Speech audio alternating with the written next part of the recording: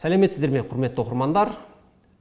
Мен Тұран университеті аймақтану және халықаралық қатынастар кафедрасының меңгерушісі, саясаттану PhD докторы Төлен Жеңісбек Мұратбекұлымын.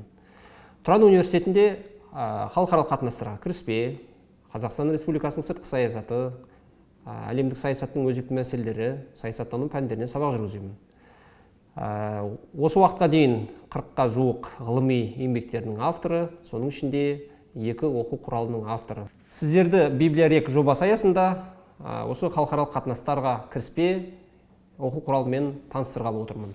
Бұл оқу құралында ерекшелігі де сол, бұл оқу құралында дәстүрлі теориялармен қатар қазіргі уақыттағы халықаралық қатынастардағы жаңа мейнстрим теориялар да түсіндіріледі.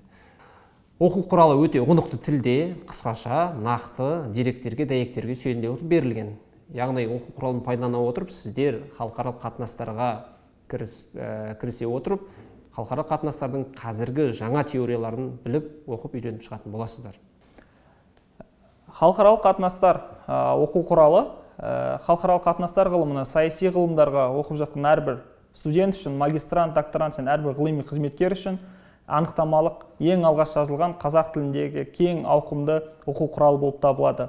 Бұл оқу құралын авторлар жазу барысында 1000-ға жуық деректер базасы мен мәліметтерді жинап отырып, қазақ тілінде әрбір теорияны кейс стадимен байланыстырып отырып жариялады.